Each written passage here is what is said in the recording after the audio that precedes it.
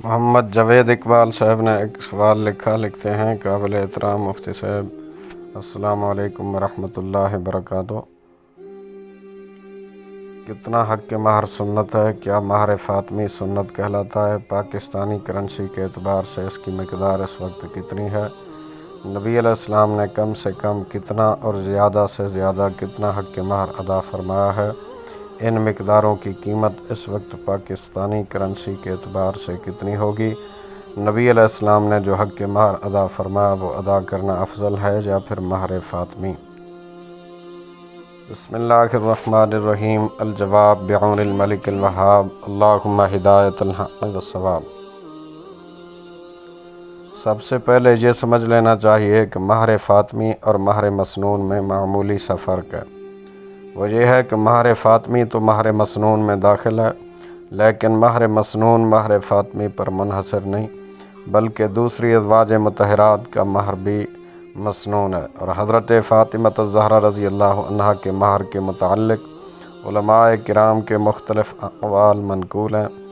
صاحب احسن الفتاویٰ نے حضرت فاطمہ رضی اللہ عنہا کے مہر کی مقدار 480 درہم یعنی 126 تولہ بیان کی ہے۔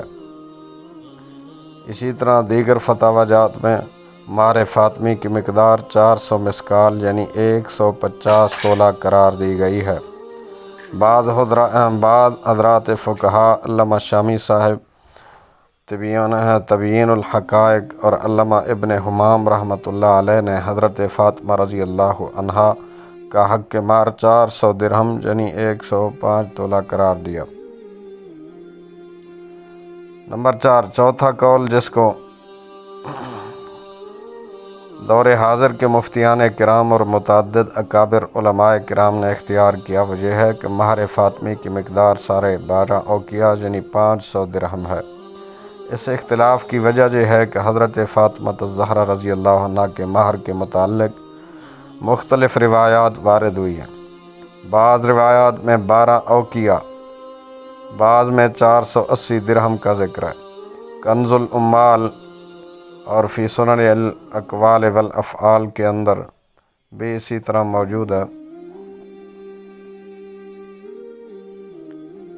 غالباً انہی روایات کے پیش نظر مفتیان عظام نے اوزان شرعیہ میں مہر مسنون 500 درہم اور تولہ کے حساب سے 131 تولہ 3 ماشا ذکر فرمایا ہے۔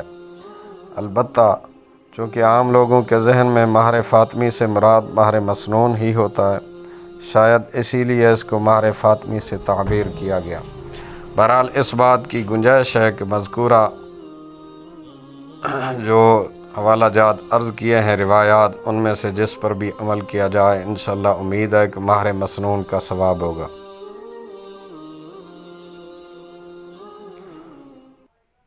عورت کی رضامندی کے بغیر اس کے مہر مثل سے کم مہر مقرر کرنا درست نہیں ہے، کیونکہ مہر مثل عورت کا حق ہے۔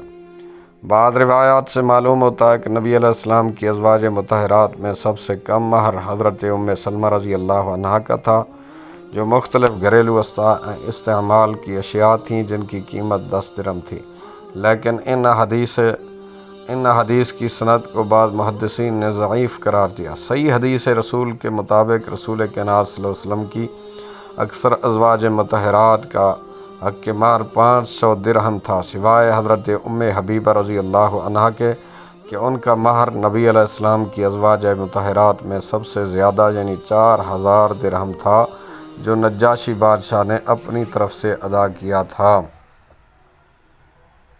مہر فاطمی اور ازواج مطہرات کے مہر کی موجودہ زمانے کی مالیت کا مدار چونکہ موجودہ قیمت پر ہے، لیکن چونکہ چاندی کی قیمت مسلسل بدلتی رہتی ہے، اس لیے مہر مقرر کرتے وقت چاندی کی قیمت تولہ یا گراموں میں سناروں سے معلوم کر کے اپنے اپنے علاقے کی کرنسی میں اس کا حساب کر لیا جائے۔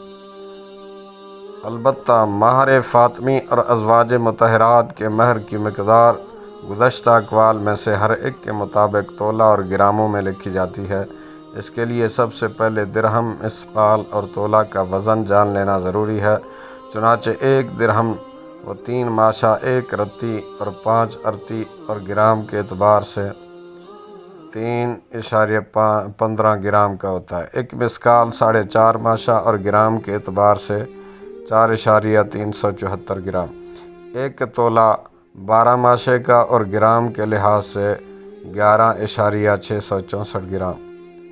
اس تفصیل کے بعد مہر فاطمی اور ازواج مطہرات کے مہر کی مالیت گزشتہ اقوال میں سے ہر قول کے مطابق بالترتیب عرض کر رہا ہوں، بغور سنیے کہ 10 دراہم کا وزن 2 تولے 7.5 ماشے چاندی اور گرام کے اعتبار سے 30.618 گرام، اور 480 دراہم کا وزن 126 تولہ چاندی اور گرام کے اعتبار سے 1459 گرام، اور 400 مسکال کا وزن 150 تولہ چاندی اور گرام کے اعتبار سے 1749.6 گرام، 400 دراہم کا وزن 105 تولہ چاندی اور گرام کے لحاظ سے 1224 گرام، 500 دراہم کا وزن 131 تولہ 3 ماشا چاندی اور گرام کے اعتبار سے 1530 گرام، اور 4000 دراہم کا وزن 1050 تولہ چاندی اور گرام کے اعتبار سے 12,247.2 گرام۔ واللہ اعلم عز وجل ورسولہ اعلم، صلی اللہ تعالیٰ علیہ وآلہ وسلم۔